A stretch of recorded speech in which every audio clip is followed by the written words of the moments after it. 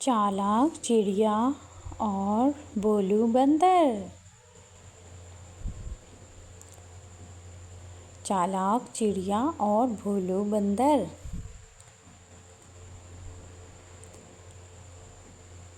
ایک گھنے جنگل میں بھولو نام کا ایک بندر رہتا تھا۔ بھولو بہت شرارتی تھا۔ وہ ہر وقت کسی نہ کسی مذاق کی تلاش میں رہتا تھا۔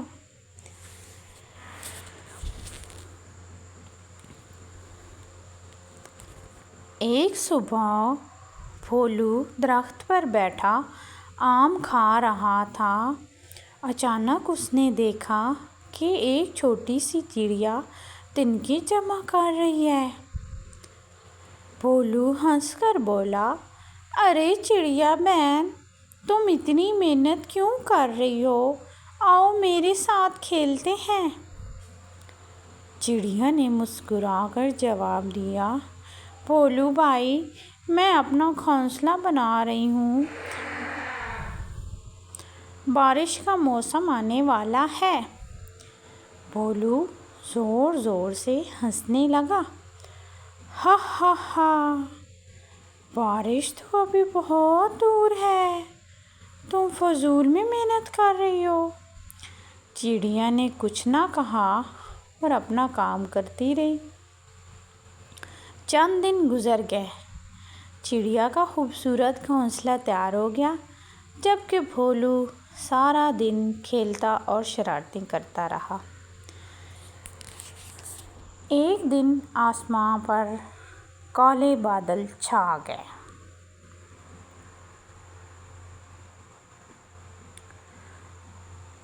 گرج گرج، چمک چمک،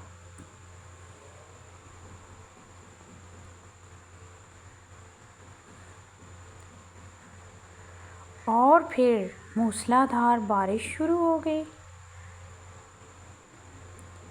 چڑیا اپنے آرام دہ گھونسلے میں بیٹھی مزے سے بارش دیکھ رہی تھی۔ ادھر بھولو بندر ایک درخت سے دوسرے درخت پر چھلانگیں لگا رہا تھا۔ اوہ، میں کہاں جاؤں؟ بارش تیز ہوتی گئی۔ بھولو پوری طرح بھیگ گیا۔ اسی دوران اسے ایک بڑا پتا نظر آیا۔ اس نے سوچا، یہ میری چھتری بن جائے گی اور میں بارش سے بچ جاؤں گا۔ لیکن جیسے ہی اس نے پتا سر پر رکھا، ایک بکری آئی اور پتا چبا گئی۔ بھولو حیران رہ گیا، ارے میری تو چھتری کھا گئی۔ چڑیا یہ منظر دیکھ کر ہنسنے لگی۔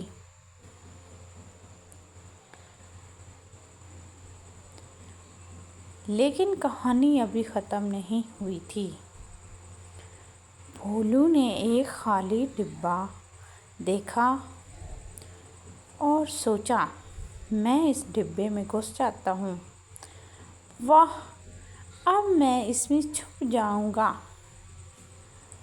وہ جلدی سے ڈبے میں گھس گیا۔ مگر ڈبے میں پہلے سے ایک موٹا سا خرگوش سو رہا تھا۔ بیچارہ خرگوش ڈر گیا، اچانک جاگا اور زور سے بولا، یہ کون ہے؟ بھولو ڈر کر اتنی تیزی سے باہر نکلا کہ سیدھا کیچڑ میں جا گرا۔ چھپاک!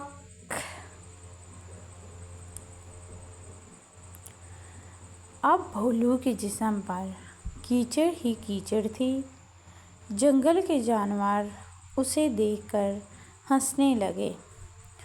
ہاتھی بولا، بھولو بھائی، آج تو تم کیچڑ کے سپر ہیرو لگ رہے ہو۔ طوطا بولا، نہیں نہیں یہ تو کیچڑ کے بادشاہ ہیں۔ سب جانور کہکے لگانے لگے۔ بھولو شرمندہ ہو گیا۔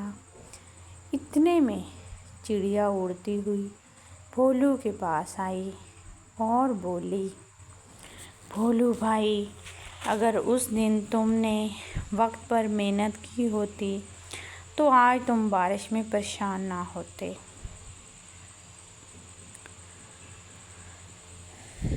بھولو نے سر جھکا کر کہا، بہن تم ٹھیک کہتی ہو، میں صرف کھیلتا رہا اور مستقبل کے بارے میں نہیں سوچا۔ بارش رکنے کے بعد بھولو نے فیصلہ کیا کہ اب وہ بھی ذمہ داری سے کام کرے گا۔ اس نے لکڑیاں جمع کی، پتے اکٹھے کیے اور اپنے لیے ایک محفوظ جگہ بنا لی۔ چند دن بعد جب دوبارہ بارش ہوئی تو بھولو آرام سے اپنی پناہ گاہ میں بیٹھا تھا۔ وہ مسکرا کر بولا،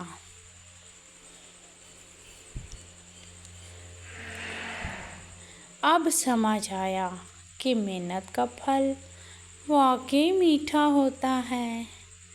چڑیا نے خوش ہو کر کہا، اور وقت پر کیا گیا کام سب سے بہترین کام ہوتا ہے۔ سبق: وقت کی قدر کریں، محنت کریں اور آنے والے دنوں کی تیاری رکھیں۔